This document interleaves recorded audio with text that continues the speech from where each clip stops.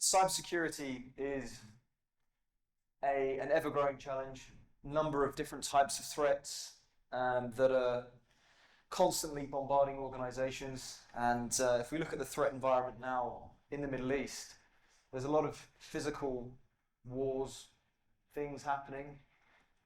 Easy to attribute. The cyberspace is less easy, so in some ways, the cybersecurity risks and threats are even more challenging to identify, manage, protect against. So what I want to do with this session is I want to set the scene for the threat landscape today, what we're seeing right now. And then I want to look at the threat landscape of tomorrow. So what are the emerging threats that our panelists, our experts see that may impact organizations over the coming years? And then, of course, add a bit of tangibility to it. So how can we manage these emerging threats moving forward? So I'll start with yourself, if you don't mind. So what are the major cyber threats that you perceive to be important in the Middle East today? Thank you very much, and good afternoon, everybody. So the threats are pretty much uniform.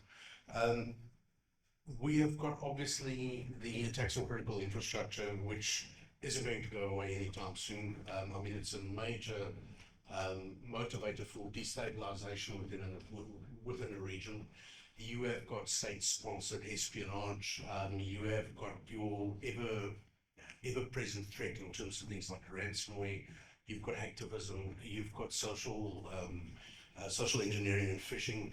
And in the last couple of months, we've seen a rise in the focus of threat actors on the executive's extended family by going after the children, the wife, their devices to be able to then get towards the principal target.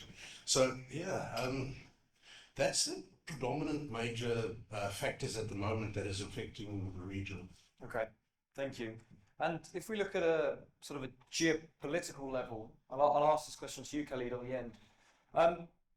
There's obviously a lot of incidents and sort of war happening right now in Gaza, which is subsequently being impacted by a lot of the other Gulf states, Iran, proxies, seemingly never ending.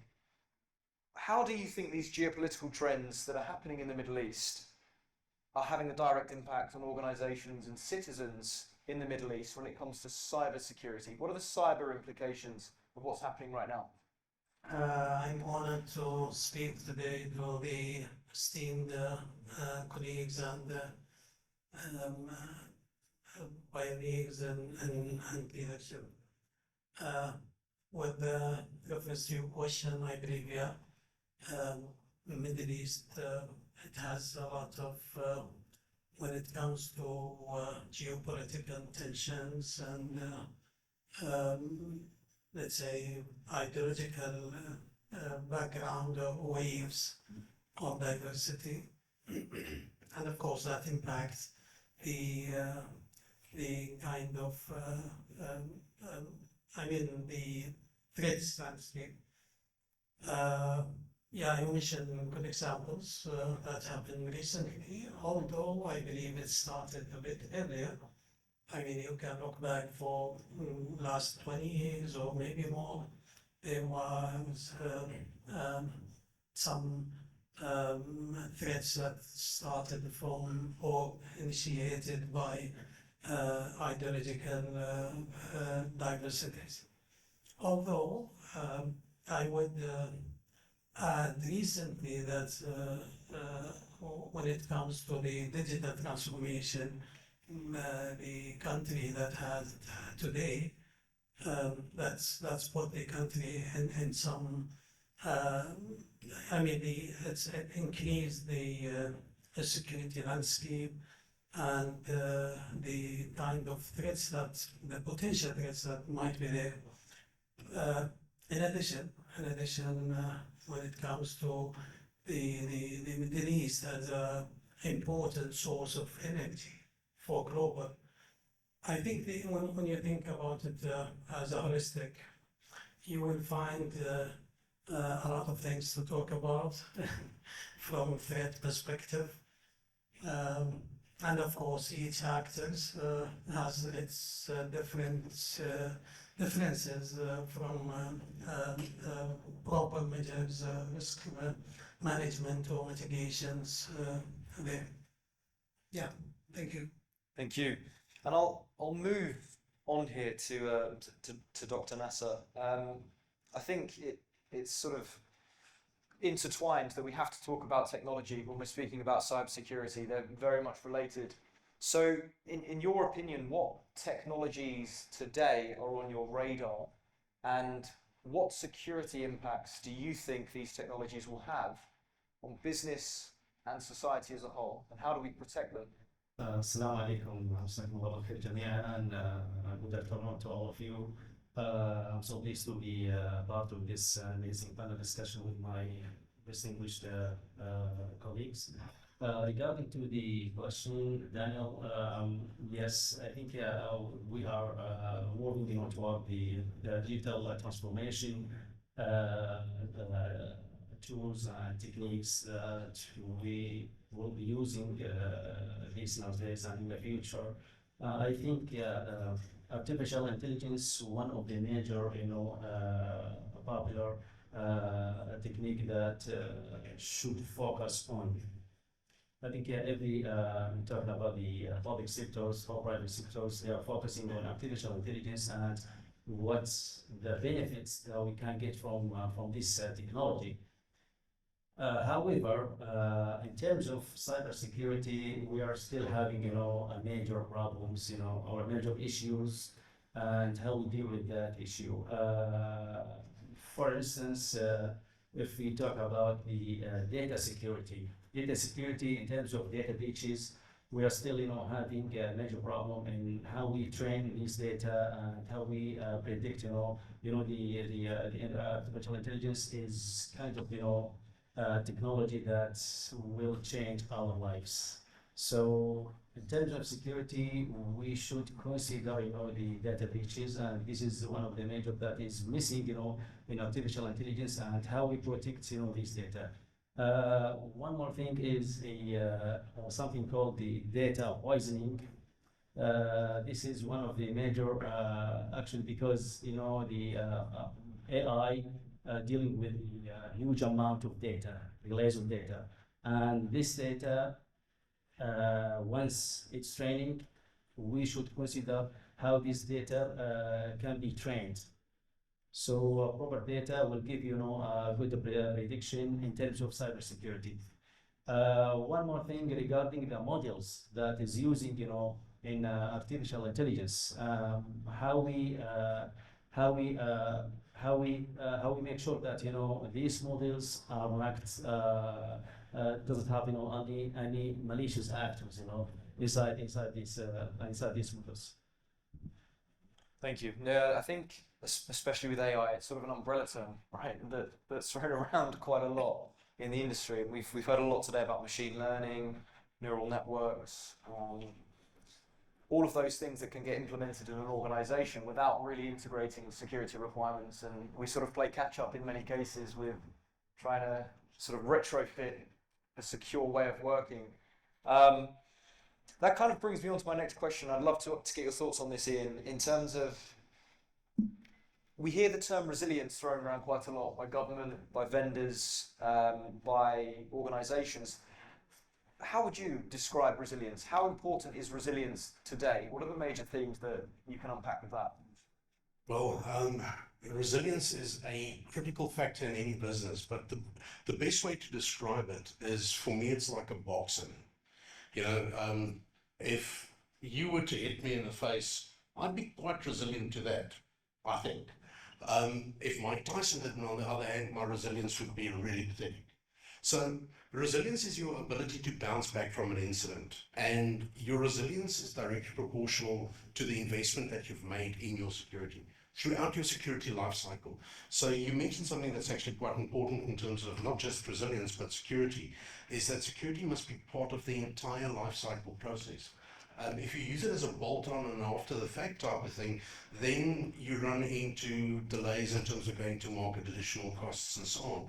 But if your resilience is built into that, you've also built in, and I think you mentioned it earlier, sorry, I forgot your name with regards to the training, is that if you do it as a continuous exercise, as you continuously learn and adapt and execute those plans, then you've got a resilient business, you've got a resilient process, and you've got a resilient application.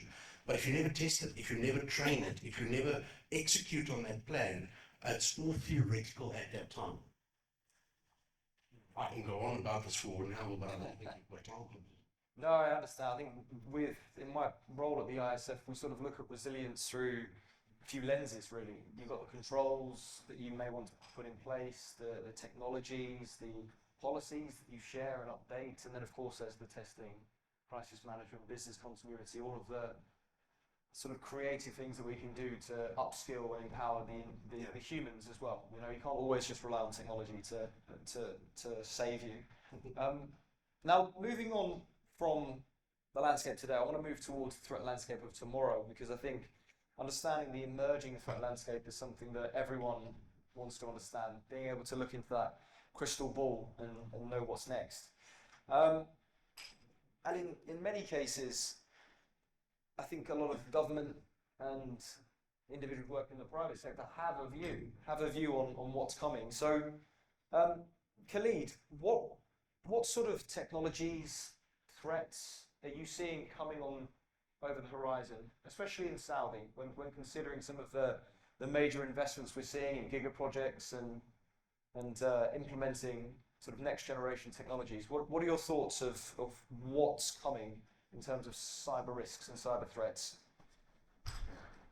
I think when it comes to the evolved threats or threats of tomorrow that we might expect in the coming days, I think we should think about AI or attacks that are powered by AI, as well as we can consider the position of the region when it comes to the tomorrow threats. I mean, with reference to Vision 2030, you can realize this country or the region, it might be the global hub for some logistics and for some, even for tourism. That means we might expect a lot of people visiting the country. We might expect a lot of technologies, a lot of, let's say, business activity.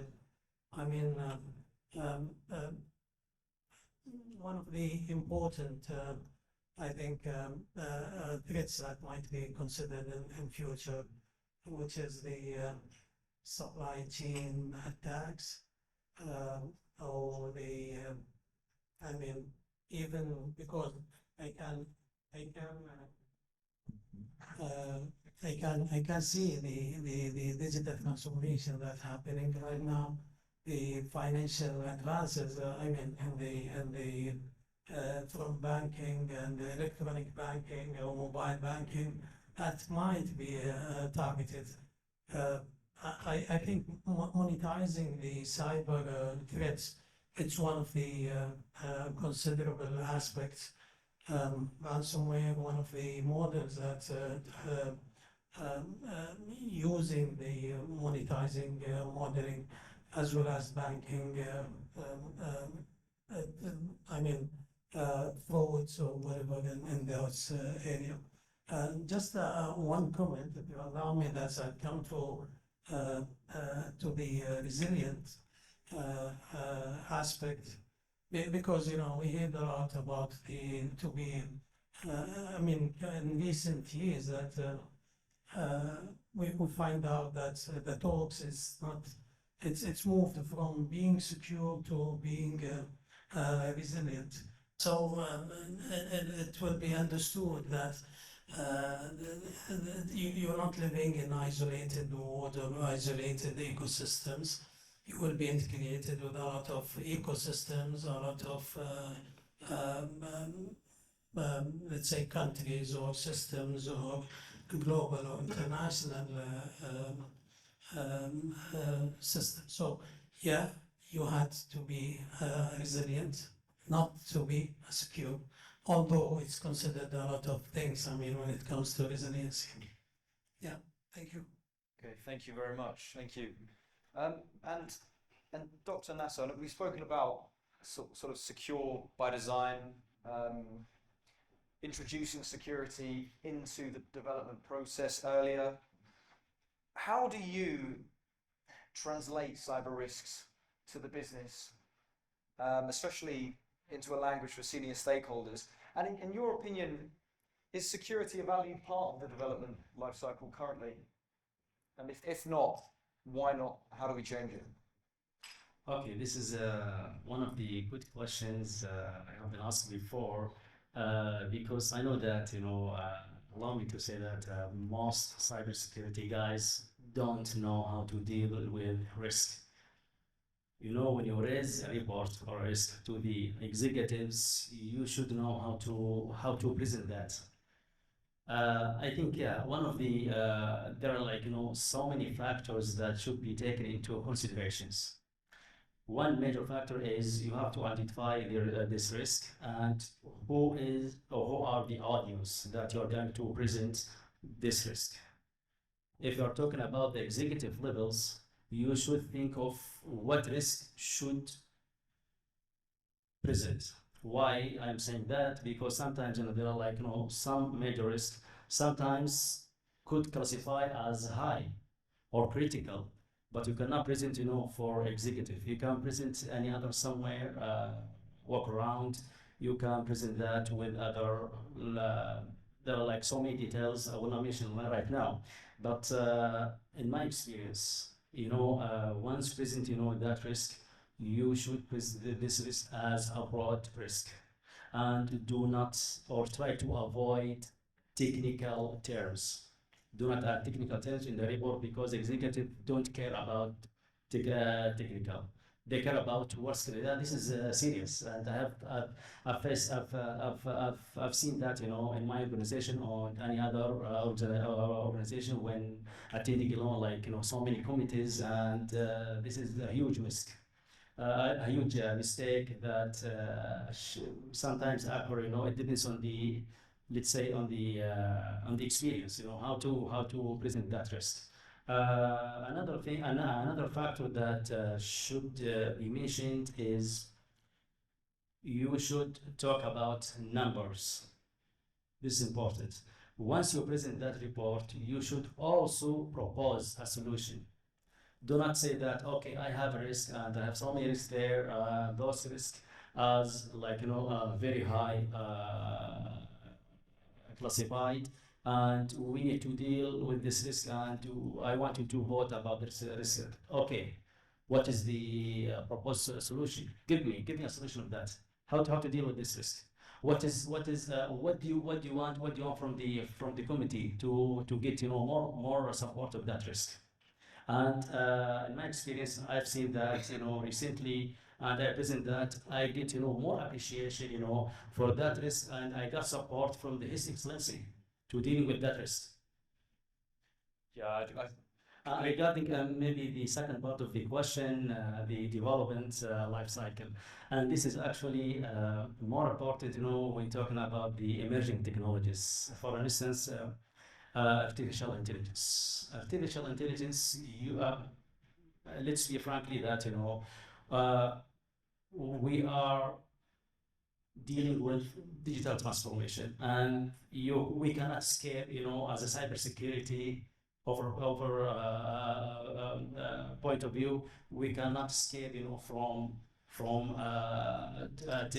solutions. I know that, some guys hate cybersecurity because they have, like, high resistance, of dealing, with the solutions. But you should take this as a journey, and you should make sure that, once you deal with a emerging technology, you should be part of it, and this part of it should be, once you talk to the vendor, you should know how life cycle is going to be. how to deal with these models, and how cybersecurity can be a part of it. One more thing is that another solution we can do like a vulnerability assessment from time to time, for that emerging technology to make sure that everything is going on the same track. Thank you very much. I think your point there around having a consistent approach to cyber risk management is absolutely crucial, and translating the impact the threat may cause in business terms is key, whether that's quantitative or even qualitative still. It's just understanding that business impact that might be caused by damage to a digital or technical asset. It's the same sentiment that you would get with a physical risk assessment.